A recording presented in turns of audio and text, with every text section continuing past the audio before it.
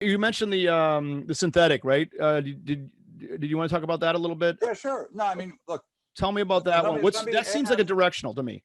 well, yeah, somebody asked me or asked you to ask me, Okay. what do we, what kind of trades are we making right now? Well, one trade we always use, no matter what the volatility, Mm-hmm. is market makers knew how to use a true risk reversal, Mm-hmm. which is really, it's really creating either the stock or the future. You buy a call, you sell the same put, you buy the at the money call, sell the at the money put. Yep. You basically bought the future. But Yep. when we were market makers, we didn't have the margin problems that retail traders have. Right. We had much more flexibility. But so now what we do now is we teach how to create a synthetic. But if we're going to be long the market, we actually buy a call and sell a put spread and try to take away as much of that premium and Yep. time decay while still making us basically net long the stock. Okay. Or if we're short, we sell a call spread to Yep. try to finance. Now again, we won't ever get to zero, but it's a great way to eliminate much of the time decay Mm-hmm. that occurs in straight options. Okay, good. We're gonna do this then. Let's show them what we mean. Okay. You got it, baby. You pick a stock. Are we doing Apple again, or does it matter? Well, Apple's gonna be too high because of the Okay. because of the earnings. I mean, Yeah, it's not no big deal, but it's gonna be much higher now. Let's do IBM. IBM. Okay. I'm assuming this is one that you like to trade, right? I own it. I own it in my hedging portfolio. I just know they just had earnings. Yep. So the volatility won't be skewed in any direction now. Okay.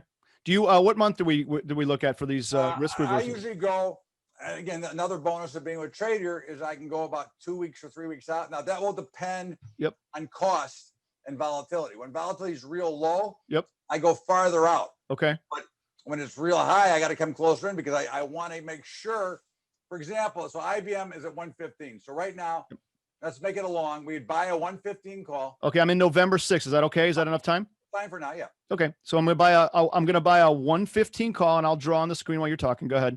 So I'm buying that call. Sell a 115 put. So we're gonna sell a 115 put, right? And then I'm gonna buy a 110 put. Okay, I'm going to remember that for a second, but I wanted to show this real quick. So what he did right here is he create what we call this a synthetic. So if you do all the mathematics, which we're not going to do right now, that synthetic is the long side of stock. It's equivalent to stock. Now, if you're thinking ahead of yourself, how does that exist, right? Well, what we did as market makers is we did these spreads, and we were able to sell stock against this and do what we call a reversal in this case, or a conversion. And all we did was lock up money. If this got out of whack relative to the stock price, right?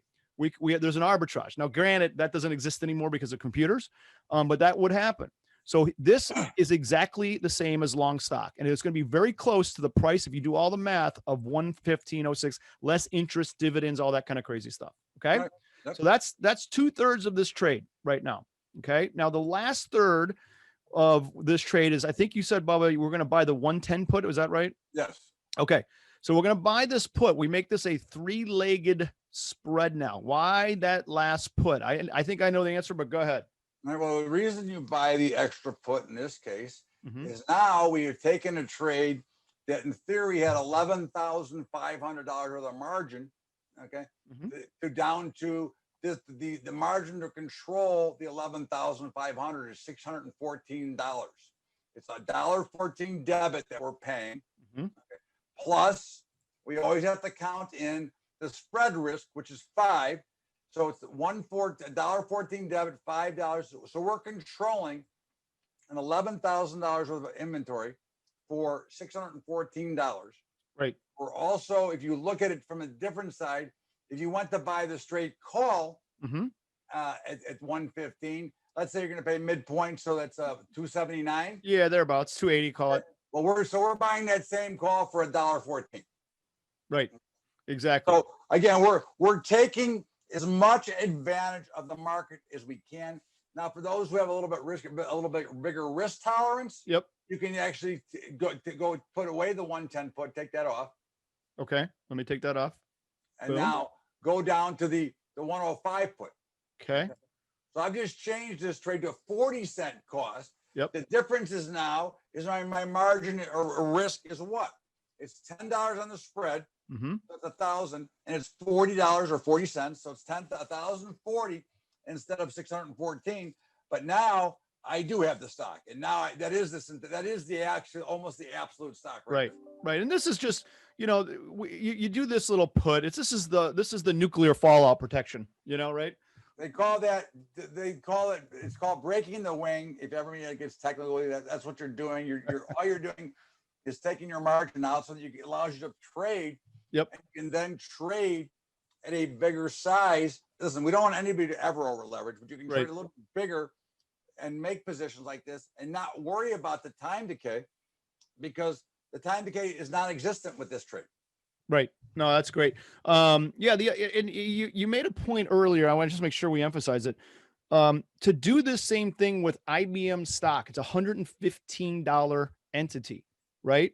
To do the same equivalent, you'd have, you know, if we did this one time, you'd have to buy 100 shares of IBM. So it's a 115 times 100 versus this little, you know, before we did it was I think $1,000 or something like that.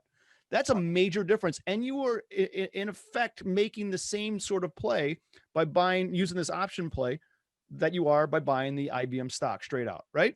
Right. It's almost the exact play, and you don't have to come up with 11,500. Right. It's genius, right? I just love it. I love it. Yeah.